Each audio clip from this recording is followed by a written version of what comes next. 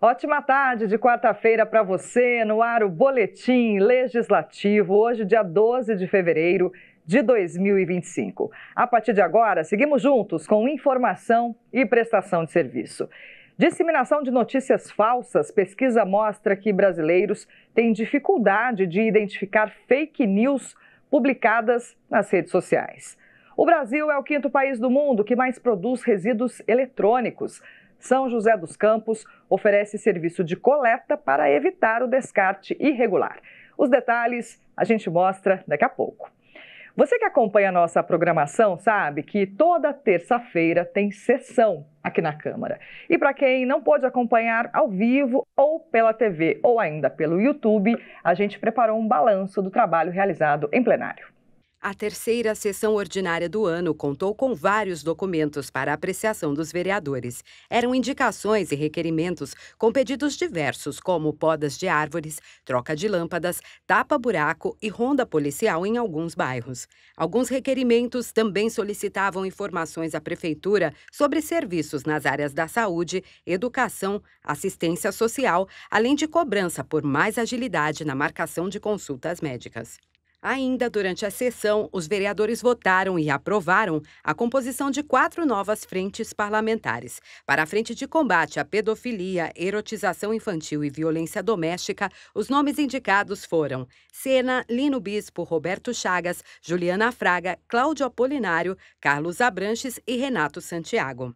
Já a Frente Parlamentar de Segurança Pública será composta pelos parlamentares Sidney Campos, Lino Bispo, Marcão da Academia, Fernando Petit, Renato Santiago, Cláudio Apolinário, Amélia Naomi, Gilson Campos, Marcelo Garcia, Sena, Roberto Chagas e Sérgio Camargo. Outra frente com composição formada durante a sessão foi a Frente Parlamentar do Agronegócio, que terá como membros os vereadores Sena, Lino Bispo, Roberto Chagas, Milton Vieira Filho, Cláudio Apolinário, Sidney Campos e Fernando Petit. Ainda foi anunciado quais parlamentares farão parte da Frente Parlamentar São José 2050. São eles: Sena, Fernando Petit, Lino Bispo, Roberto Chagas, Marcão da Academia e Carlos Abranches. A Frente Parlamentar em apoio à pessoa com autismo, em atuação na Câmara desde 2017, também teve uma nova composição anunciada para esta legislatura.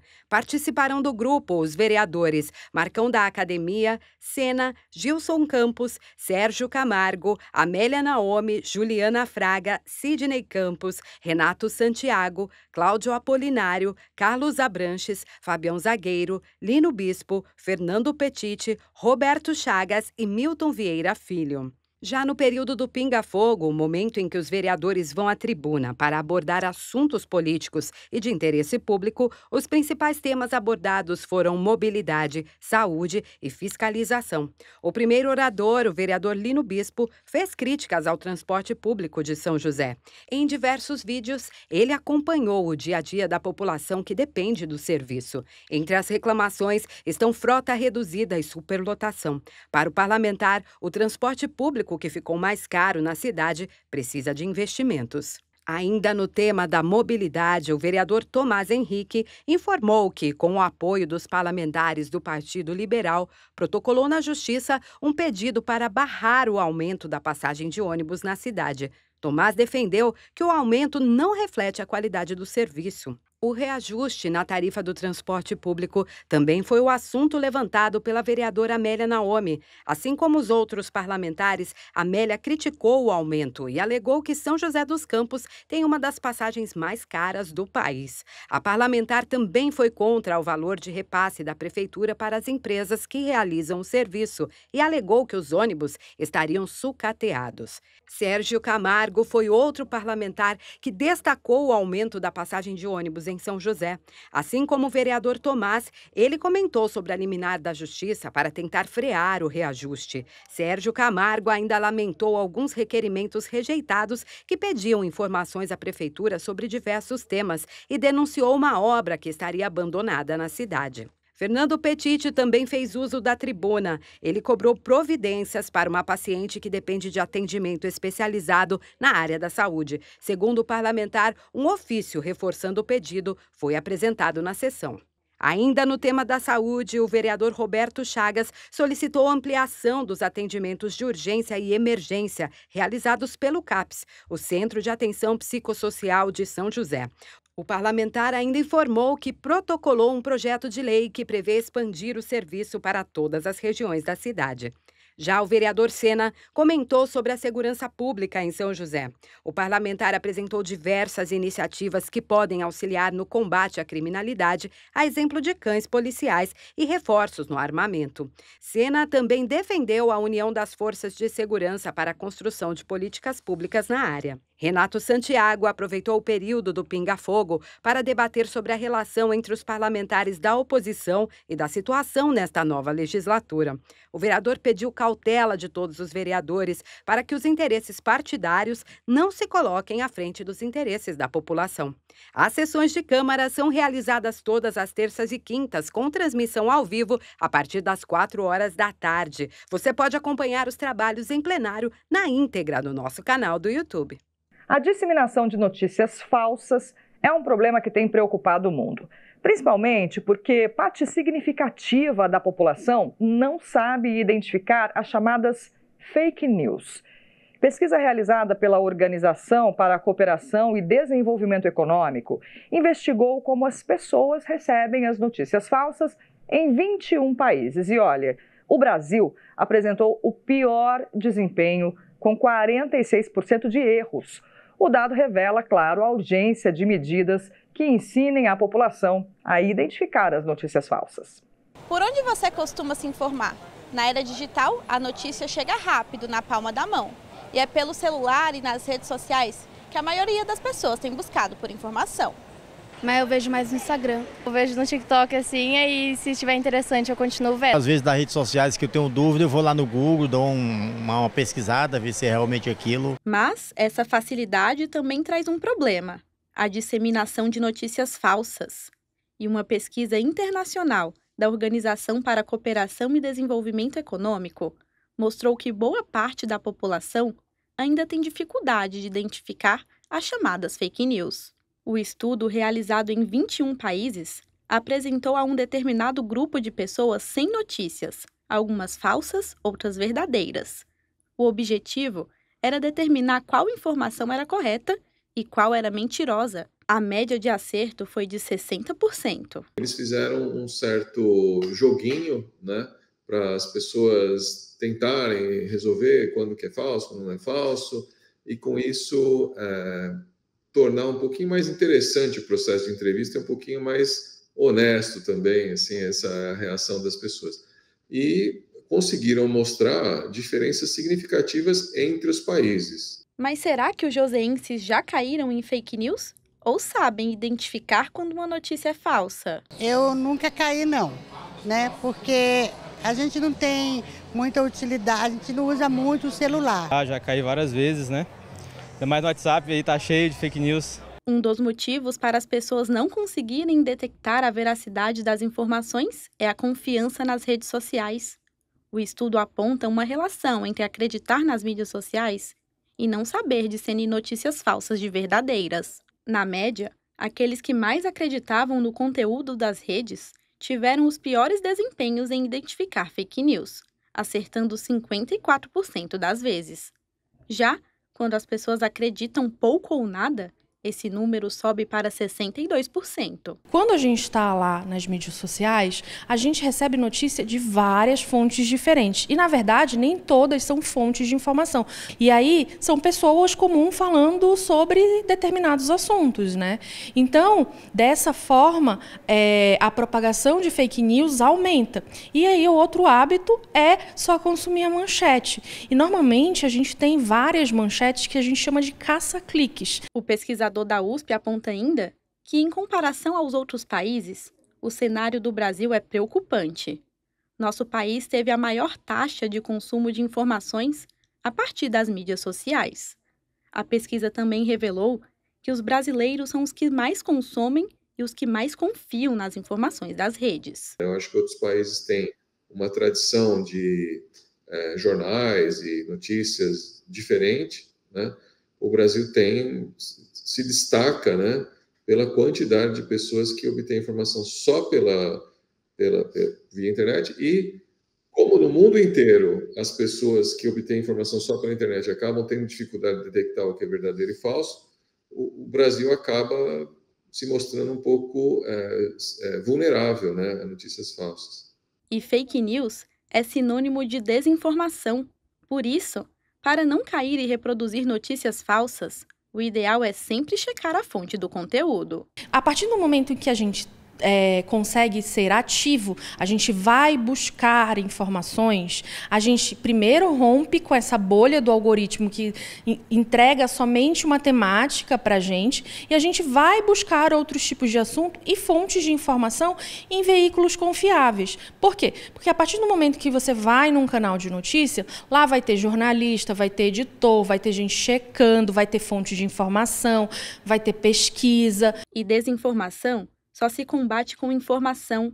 Os especialistas reforçam que a educação midiática é uma importante ferramenta para impedir a proliferação das fake news. Eu acho que apenas mais educação e mais entendimento serão o caminho, né? Educação, educomunicação, ensinar às pessoas o que é um conteúdo noticioso, jornalístico, informativo, identificação de fontes, de especialistas, saber quais são esses tipos de conteúdo, ensinar, né, a consumir esse tipo de conteúdo. Pois é, a educação midiática, como os especialistas têm chamado esse processo de ensinar as pessoas a acessar informação de forma segura e também identificar o que é falso, é indispensável. Mas, além disso, outra discussão é sobre a responsabilidade das plataformas em relação aos conteúdos publicados e a regulação das redes sociais.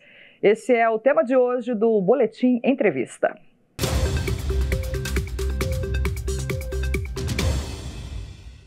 Olá, seja bem-vindo ao Boletim Entrevista. O tema de hoje é regulamentação das redes sociais, um assunto que voltou a ser discutido depois que o dono da Big Tech Meta, Mark Zuckerberg, decidiu acabar com a verificação de fato nos Estados Unidos. O debate sobre a regulamentação das redes sociais no Brasil voltou à tona. Muitas pessoas têm dúvida de como isso vai funcionar na prática. Para a gente entender melhor sobre esse assunto, eu converso com o Guilherme Belmundes, que é advogado especialista em direitos digitais. Guilherme, seja bem-vindo. Oi, Ana, obrigado pelo convite. Fico muito feliz de poder participar e contribuir um pouco sobre esse tema. E para a gente começar, Guilherme, explica para a gente o que é regulamentação das redes sociais. Bom, regulamentação das redes sociais é um conjunto de normas e regras que se aplicam às plataformas, às redes sociais e que traz a responsabilidade dessas plataformas sobre aquilo que é produzido, os conteúdos que são gerados, os conteúdos que são impulsionados perante a sociedade. No momento, a gente não tem ainda uma lei que defina exatamente quais são essas regras. A gente tem alguns projetos de lei, algumas propostas e também algumas outras regras que vêm ou do Código Civil ou de outras leis que podem ser aplicadas. E por que essa regulamentação das redes se tornou uma pauta tão importante? Ela é importante porque a gente não tem controle sobre aquilo que é postado nas redes sociais e as plataformas, elas têm enfrentado esse dilema de fazer uma análise prévia e eventualmente remover aquele conteúdo, o que pode gerar uma censura, ou fazer essa remoção ativa e evitar que a gente tenha ali uma ofensa a um direito pessoal, a alguma pessoa que pode estar sendo vítima de algum ataque, e dessa forma evitar com que isso se espalhe e que isso seja propagado através de postagens que podem viralizar. E quais problemas específicos a regulamentação busca resolver? Ela busca evitar a propagação de conteúdos que sejam relacionados à pedofilia, indução ao suicídio ou ofensas à dignidade das pessoas. A ideia é que a gente consiga evitar a propagação de fake news e que a gente tenha conteúdos apenas que sejam lícitos e que não prejudiquem outros usuários das redes. E como que a regulamentação vai ajudar a combater a desinformação e o discurso de ódio? A regulamentação, ela costuma trazer uma responsabilidade para a plataforma, para que a plataforma adote medidas, seja preventivas, reativas, ou mesmo que analise os riscos de como os algoritmos estão impulsionando esses conteúdos para evitar a propagação desses conteúdos. Então, trazendo essa responsabilidade para a plataforma, a regulamentação ela faz com que as Big Techs, essas companhias que desenvolvem essas redes sociais, tenho que desenvolver esses mecanismos para identificar assuntos e postagens que podem ter algum conteúdo ilícito e removê-las antes que elas atinjam um grande número de pessoas. E hoje as plataformas, elas são responsabilizadas de alguma maneira pelos conteúdos publicados? Elas são responsabilizadas, mas só se o conteúdo não for removido depois de uma decisão judicial específica sobre aquele conteúdo. Isso está disposto no artigo 19 do Marco Civil da Internet, que está tendo a constitucionalidade sendo julgada pelo STF. E essa regulamentação, ela pode impactar na liberdade de expressão dos usuários? Com certeza. Essa é uma narrativa que as plataformas trazem, no sentido de que se elas se tornarem responsáveis pelo conteúdo dos terceiros, sem que tenha ali uma ordem judicial, elas podem censurar conteúdos que são legítimos. Então, por isso, são buscadas alternativas para que haja essa moderação de conteúdo, mas que ela seja equilibrada. E esse é o grande debate. De um lado a gente tem a liberdade de expressão, de outro lado a gente tem, por exemplo, a dignidade da pessoa humana. E a gente precisa encontrar mecanismos que equilibrem esses dois direitos fundamentais. E na prática, quais mudanças os usuários podem esperar com essa regulamentação? Bom, é possível que as plataformas elas adotem mecanismos para identificar esses conteúdos e removê-los antes de ter uma decisão judicial. Então é possível que os usuários recebam notificações de que eventual postagem foi removida e eles podem eventualmente exercer algum direito perante a plataforma de justificar que aquele conteúdo é lícito ou então buscar pela justiça o restabelecimento daquele conteúdo na rede. E como que os direitos à privacidade e proteção de dados são contemplados na proposta de regulamentação? Esses direitos eles são muito importantes e eles ganharam muita força com a Lei Geral de Proteção de Dados, depois a proteção de dados pessoais se tornou um direito fundamental na Constituição. Então, todas as legislações que buscarem regulamentar as redes sociais, elas vão ter que observar esses direitos, de modo que os dados pessoais que forem expostos nas plataformas, eles não podem ser utilizados para ofender uma outra pessoa, para gerar algum prejuízo para esse outro usuário. É isso, Guilherme. Agradeço a sua presença. Obrigada por fazer parte desse Boletim Entrevista. Eu que agradeço, Ana. E ficamos por aqui com mais um Boletim Entrevista. Até mais. Tchau.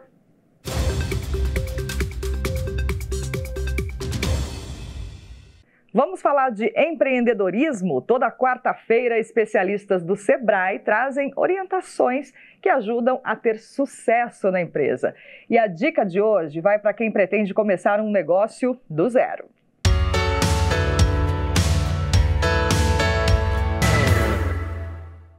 Meu nome é Yuri Solano Sirobaba, eu sou analista de negócios sênior no Sebrae São Paulo e hoje nós vamos conversar sobre planejamento estratégico. Vamos conversar sobre 3 dicas importantíssimas para aquele empreendedor que está começando e deseja iniciar essa jornada. A primeira dica que eu dou é uma relação ao controle financeiro. É essencial que o empreendedor saiba quanto que ele fatura ou tem prejuízo no mês. Como ele faria isso? Através do fluxo de caixa. Então ele vai registrar as entradas e as saídas de capital para poder projetar, assim, um planejamento melhor dos investimentos financeiros da empresa. A segunda dica é fazer uma matriz SWOT, que é uma análise de forças internas e externas que possam vir a interferir no mercado ou no negócio que ele está atuando. A terceira e última dica é conhecer o seu cliente. É o que a gente chama hoje de foco no cliente, né? Então é conhecer profundamente o seu público-alvo, a sua persona, as necessidades, para poder vender a esse cliente valor e não preço.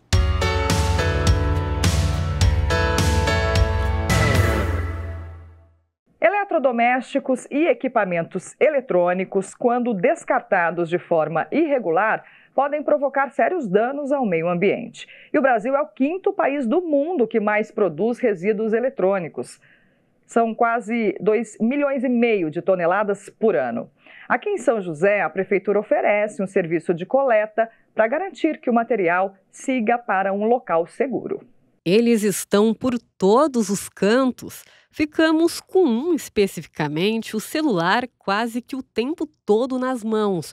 Os aparelhos eletrônicos são essenciais no dia a dia e a cada avanço tecnológico queremos um novo modelo, mas o que fazer com o antigo? Em São José dos Campos, além dos serviços dos PEVs, os pontos de entrega voluntária e Ecopevs, é possível agendar um horário para a retirada desses materiais em casa. E o melhor é de graça. Pode ligar no 156, agendar um horário, passar o seu endereço correto, e ele precisa estar lá para que a gente possa tirar os resíduos, o eletroeletrônico. Com essa coleta residencial agendada, por mês, 2 toneladas e meia por mês. Ações como essas, de caráter educativo e preventivo, são urgentes. De acordo com um relatório da ONU, em 2030, o lixo eletrônico gerado no mundo chegará a 74 milhões de toneladas por ano. E as consequências podem ser devastadoras. Os resíduos eletrônicos têm vários componentes químicos que são tóxicos. Por isso, a gente precisa dar ainda mais atenção para o descarte correto. Porque se eles forem feitos de forma errada, provavelmente vão parar nos lixões e nos aterros sanitários. O que não é bom, porque aí causa problemas ambientais, de saúde pública, porque solo e a água que bebemos podem ser contaminados, além de causar transtornos sociais e até mesmo econômicos. A gente tem a questão da contaminação e, dependendo do tipo de poluente atrelado à questão da chuva ácida, a gente muda as propriedades químicas desse recurso e acaba, então, interferindo em toda a biota aquática que mantém a saúde do ambiente. Então, a gente pode ter muitos prejuízos nesse sentido. Além disso, a questão do tratamento da água. Qual o tipo de tratamento que remove esses metais pesados? Será que existe? Apesar dos números preocupantes, o mercado tem buscado alternativas para dar um destino certo aos equipamentos. Esta empresa, por exemplo, se especializou na desmontagem de equipamentos e componentes eletrônicos. Após a separação de cada tipo de material, retorna para a cadeia produtiva como matéria-prima e novos produtos são fabricados.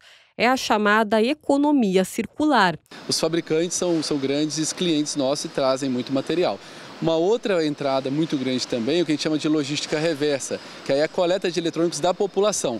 Então a gente tem uma parceria aqui com a Prefeitura de São José, então a gente pode coletar isso em ecopontos, a gente pode coletar em campanhas onde a gente faça também com a população, seja em shoppings ou em ONGs com parcerias também. Então esse é um fluxo de material bem importante. E em 2024 foram processados 30 mil toneladas de materiais.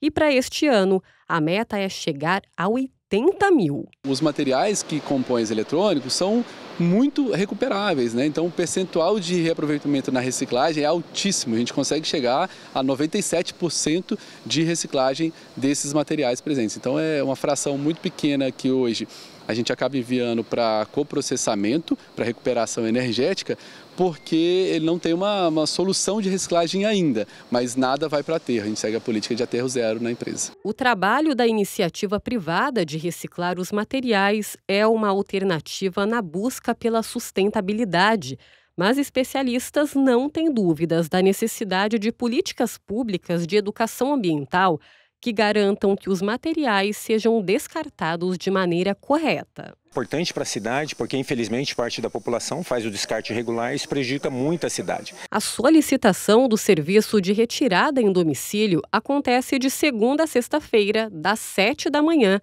às 4 horas da tarde. Lembrando que também temos os PEVs. Temos 16 PEVs na cidade, em diferentes regiões. Quem não puder ligar no 56, trabalha e não tem como a nossa equipe ir durante o expediente, pode 1 hora, das 8 às 17 horas, passar no PEV, de segunda a sábado, e no domingo das 8 ao meio-dia. E o programa de ensino para jovens e adultos, o EJA, está com inscrições abertas. Quem traz as informações para a gente é o repórter João Delfino. São José dos Campos está com inscrições abertas para a educação para jovens e adultos, o EJA. Eu estou aqui com a secretária Ruth Zorneta, secretária de Educação, e ela vai falar com a gente sobre isso. Secretária, boa tarde para a senhora. Conta para a gente sobre essas inscrições, essas vagas para educação para jovens e adultos. Bom, estamos com as inscrições abertas, são 17 núcleos espalhados pela cidade. O EJA, que é presencial, pode ser acessado na página da Prefeitura de São José dos Campos, www.sjc.sp.gov.br. O EJA é presencial todos os dias, mas nós temos também a modalidade aqui do CEF, que você tem a flexibilidade de estar vindo, não todos os dias da semana. E aí, claro, facilita para quem está voltando a estudar. O mais importante é voltar a estudar pela importância aí de terminar os estudos. Essas inscrições começaram no fim do mês de janeiro, mas a senhora estava me contando que ficarão abertas durante o ano todo, é isso? Sim, durante o ano todo, sempre que o munícipe precisar, ele pode procurar. Mas é claro, a gente dá preferência para que ele venha no começo do ano para estar organizando toda a vida escolar. Inscrições, secretária, como fazer, né? O que precisa, quem pode? Bom, pode se inscrever acima dos 15 anos, aí basta trazer RG, comprovante de endereço e dizer a última série que estudou. Aí, para se inscrever no núcleo, na escola que desejar, ou vir aqui no CEF, ou pela Central 156. E aí o EJA ele tem algumas divisões também, né? O EJA 1, o EJA 2, vai depender da última série que o estudante cursou, né? Isso, o EJA 1 compreende do 1º ao 5º ano, o EJA 2 do 6º ao 9º. Perfeito, secretário. Só para a gente reforçar, então, a importância das pessoas procurarem, né, voltar a estudar. É super importante, a gente sabe que abre o leque, né, aí para o mercado de trabalho e mesmo a importância do conhecimento, né? Então, nunca é tarde para voltar a estudar. Então, você aí que está em casa, por favor, nos procure, né, e venha aqui conhecer um pouco do CEF ou uma das escolas que a gente oferece o EJA. Perfeito, secretária. Agradeço pela entrevista, informações importantes para quem quer voltar a estudar. Lembrando que as inscrições então ficam abertas durante o ano todo, mas se você deseja voltar a estudar, procure o mais rápido possível. João Delfino para o Boletim Legislativo. Vamos ver agora as vagas abertas no PAT nesta quarta-feira. O PAT, Posto de Atendimento ao Trabalhador de São José dos Campos, tem oportunidades de emprego para açougueiro, armador de ferros, assistente de vendas, atendente balconista, atendente de agência, atendente de lanchonete, atendente de mesa, atendente do setor de frios e laticínios, atendente do setor de rotisserie, auxiliar administrativo, auxiliar contábil, auxiliar de cozinha, auxiliar de lavanderia, auxiliar de limpeza, auxiliar de manutenção elétrica e hidráulica, carpinteiro, consultor de vendas, corretor de imóveis, cozinheiro, cuidador de idosos, educador infantil de nível médio, empregado doméstico arrumador, empregado doméstico nos serviços gerais, gerositter, instalador hidráulico, jardineiro, lavador de automóveis, montador de estruturas metálicas, montador de móveis de madeira, oficial de manutenção, operador de escavadeira, operador de suporte técnico, operador de teleatendimento, operador de telemarketing receptivo, pedreiro, pedreiro de acabamento, porteiro, servente de obras, técnico em segurança do trabalho, teleoperador ativo, torneiro mecânico, vendedor interno, vendedor pracista e zelador. E ainda há vagas para pessoas com deficiência nos cargos de almoxarife, inspetor de qualidade, operador de centro de usinagem com comando numérico e operador de telemarketing ativo e receptivo. Para se candidatar é fácil, é só comparecer ao PAT levando o RG, CPF, carteira de trabalho e o cartão cidadão. O PAT fica na Praça Afonso Pena, número 175, no centro. Hora de saber como ficam as temperaturas na previsão do tempo. Previsão de muito calor e tempo firme para a tarde desta quarta-feira. Não deve chover. A temperatura máxima chega aos 33 graus. A mínima não passa de 19. Já amanhã, quinta-feira, são esperados períodos de sol entre nuvens, com pouca chance de chuva. O calorão continua e as temperaturas sobem para os 34 graus. A mínima será de 20. O Boletim Legislativo desta quarta-feira fica por aqui. Muito obrigada pela companhia. E não se esqueça que toda a nossa programação está disponível no YouTube, TV Câmara SJC. Você fica agora com o programa Hora do Esporte. Apresentação, Vieira Júnior e Bruno Castilho. Amanhã estaremos de volta. Até lá!